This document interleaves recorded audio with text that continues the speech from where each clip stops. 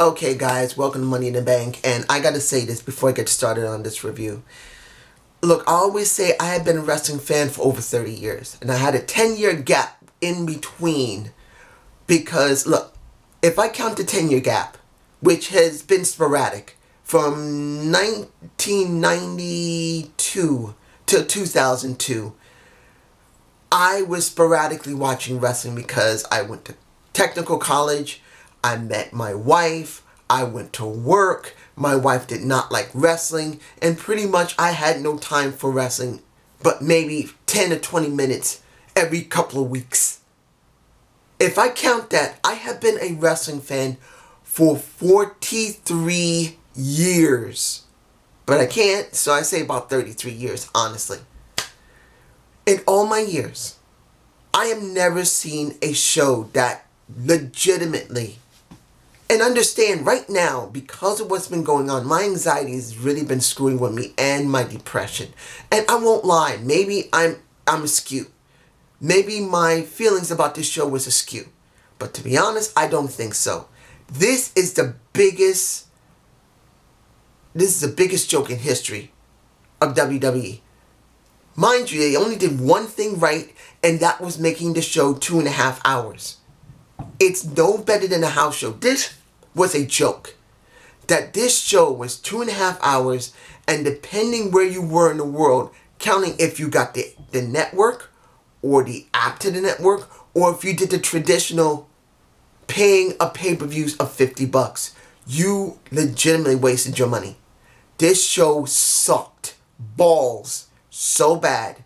And understand, the production value wasn't bad. It wasn't. But this show was so bad, so unappealing. You could even see the wrestlers didn't even give a damn. Look, let's open with the Fatal 4-Way. Lucha House Party versus New Day versus the Unforgotten Sons. And who was it? The last one? I have to look it up because I haven't even thought about Miz and Morrison.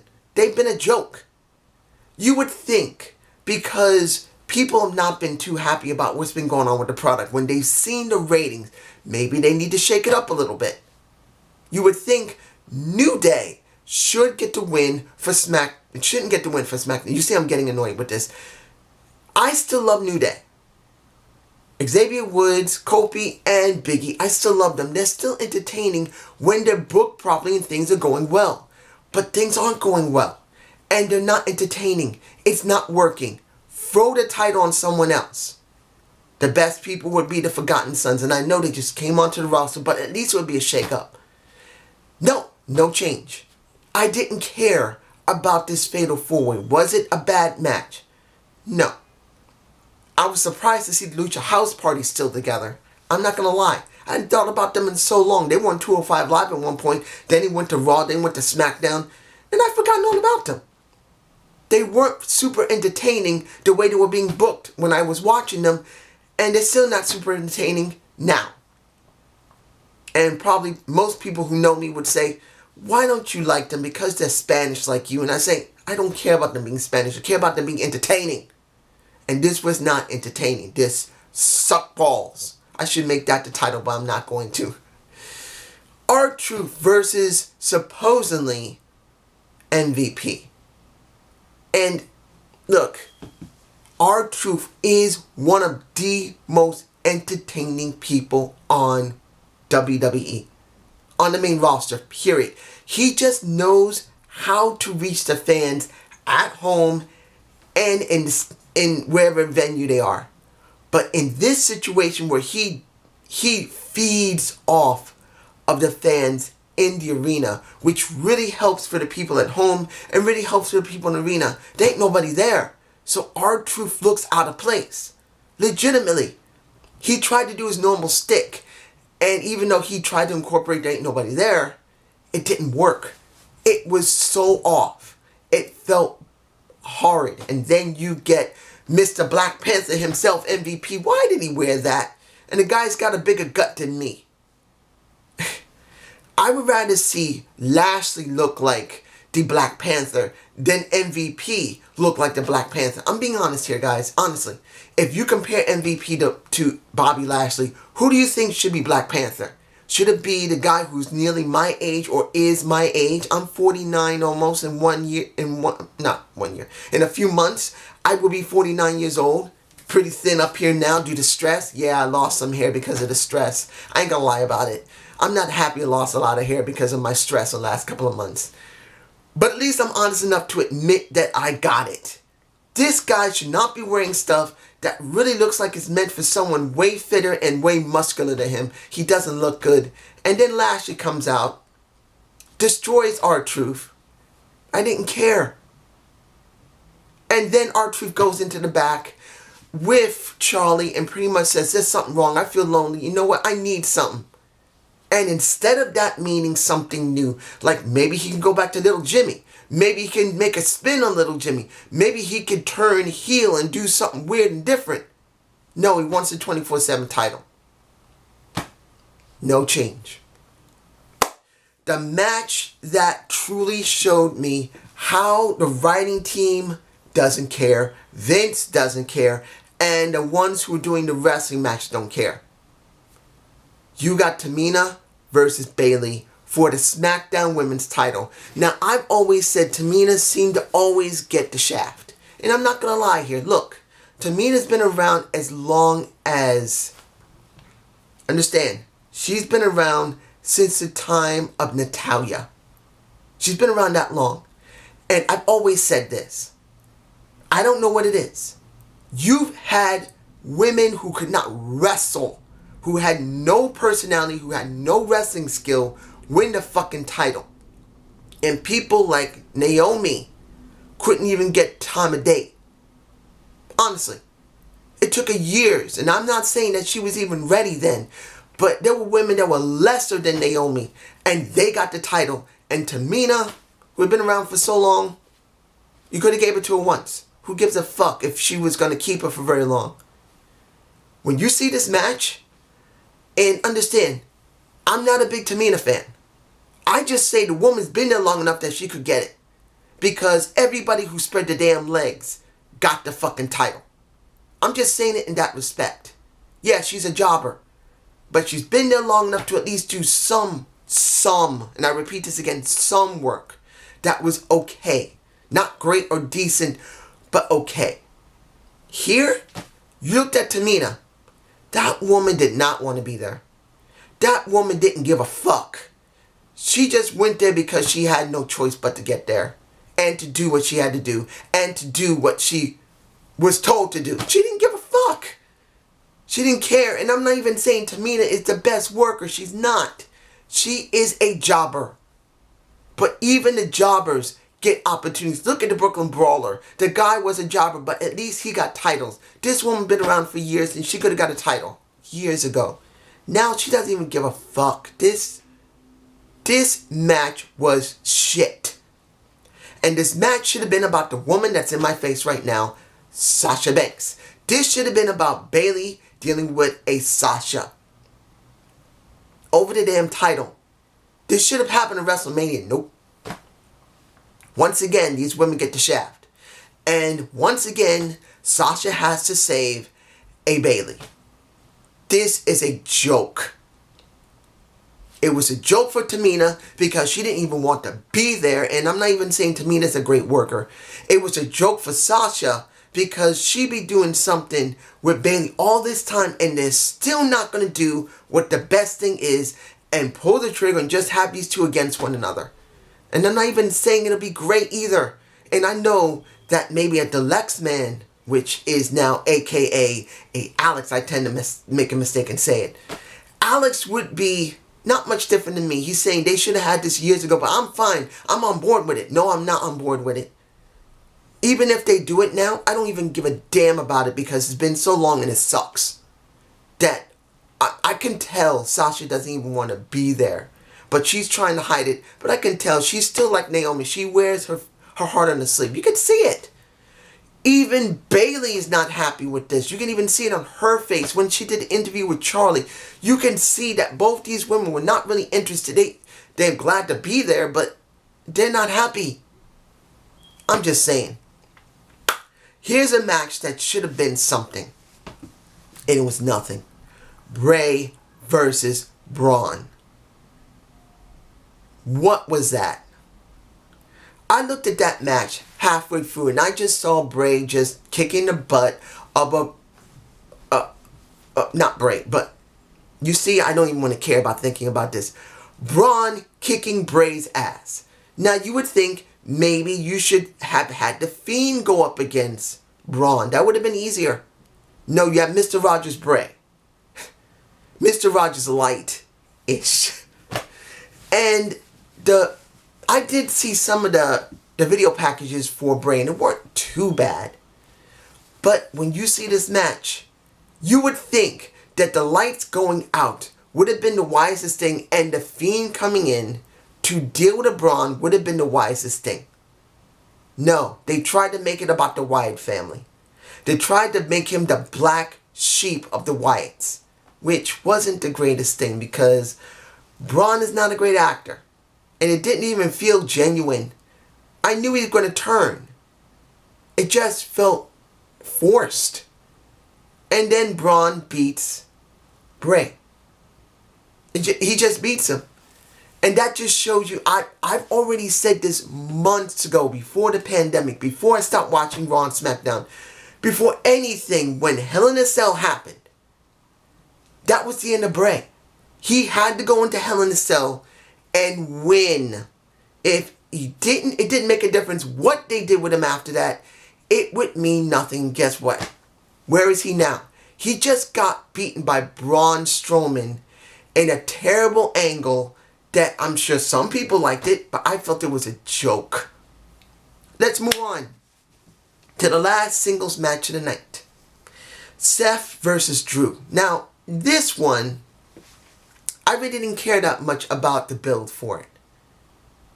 But I will say that Seth did put in some effort when he's talking about the Monday Night Messiah. He's in my face. And you hear me yawning because I'm tired. This entire show made me tired. But I will say the match wasn't bad. The match between Drew and Bray was not bad. It wasn't. I actually thought the beginning wasn't really great, but the middle to the end wasn't bad.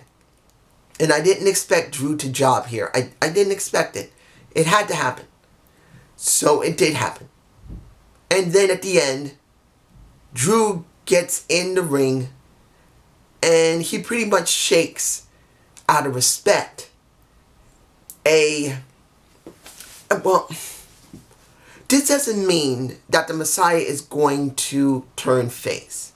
I just don't see Seth doing that. With so few people on the roster that is actually taping. Because remember, not everyone is doing it. I doubt they're going to let him do a character change now. It's just not going to happen. I just don't see it.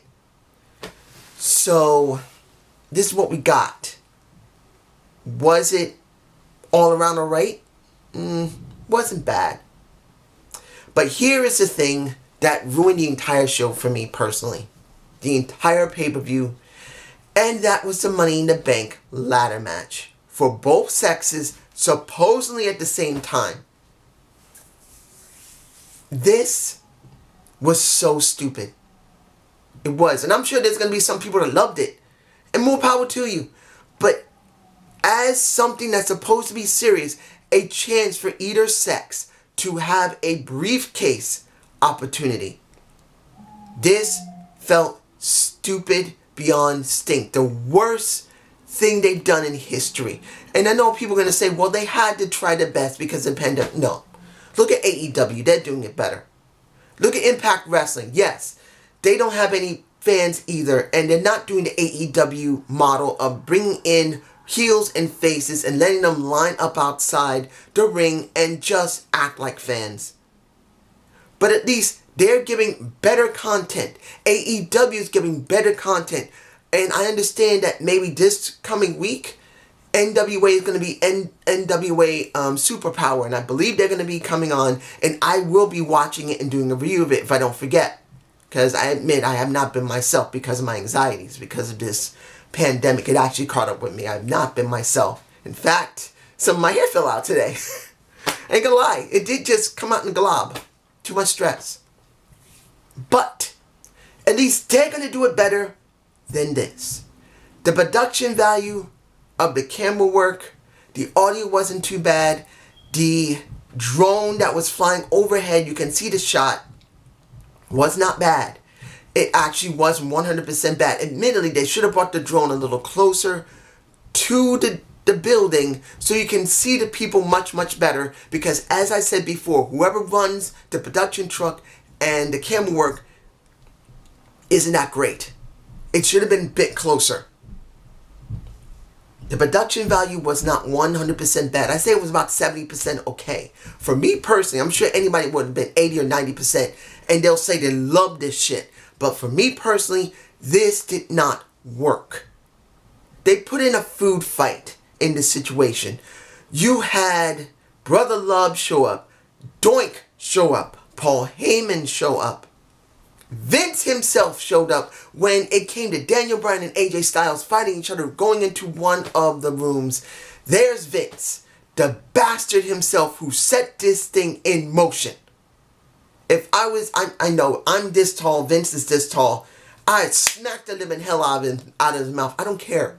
He can knock me over because I'm disabled. I have no balance on my left leg. I can easily fall to the floor. But you know what? I would be in severe pain if he threw me to the ground or knocked me out or punched me. But you know what? I'd take the hit. Well, I'm saying that now because I'm safe. But I'd take the damn hit figuratively because this was just bad. Everyone involved in this tried to make it mean something. Lacey Evans, she's not one of the best wrestlers, but she did try. When it comes to, I didn't even see Asuka because one of the major problems I had, and it wasn't the WWE's fault unless someone tells me, my streams kept dropping like crazy. And that's due to the internet not working properly, due to the fact they had to slow it down because of so many people still at home. But you could tell, even with the guys and girls there working, trying, it just didn't have that spark. It felt bland. And repeat, this is 12 people trying to get over this thing. And even when they met one another, it felt bland. Bland. And one of the things that would have been better, like for Otis, where was Mandy Rose? Who says Mandy couldn't be on the premises and rooting for her man? Why couldn't you have Sonya Deville? Make their storyline mean something. Why couldn't you have, if Kyrie was possibly injured, I don't know if she had a concussion or not, you could have had Asuka being cheered by Kyrie. You should have. Hell, even when it came to Carmella, you could have Corey Graves cheer for her because, hell, that is her man. Unless things have changed. But it felt empty, bland, and no spark. In the end, how did it end? I knew they weren't going to have both sexes in the ring at the same time, all 12 of them. It just wasn't going to happen.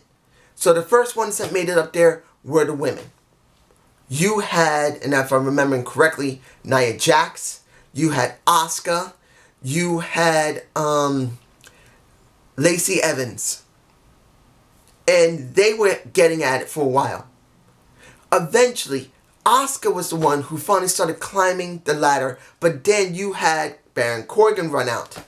And he went and faced her. In which this made no sense. It made no damn sense here.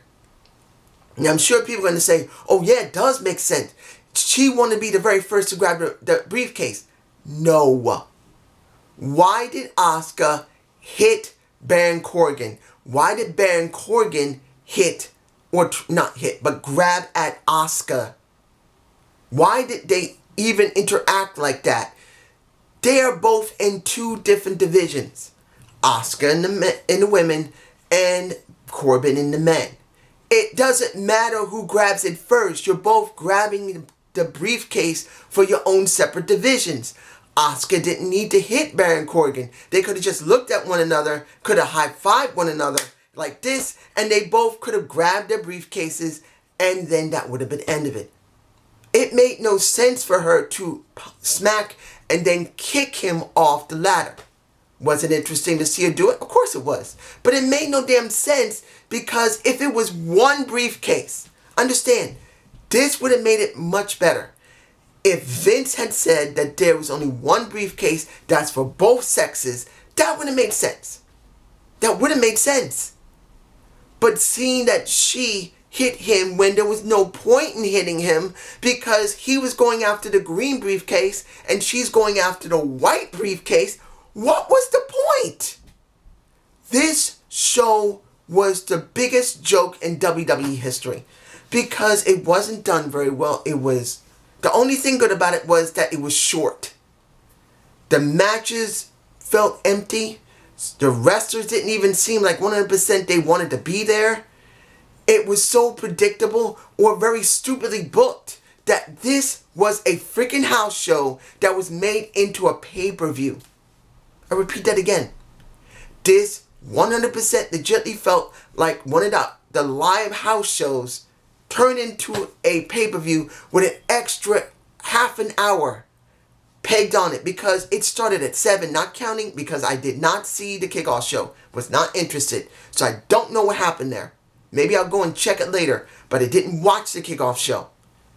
When it came down to it, you had 2.5 hours, which was the best thing out of this because it had been 3 hours or 4, I would have been rioting how bad this was. But this is my point of view. Have a good day. Have a good night.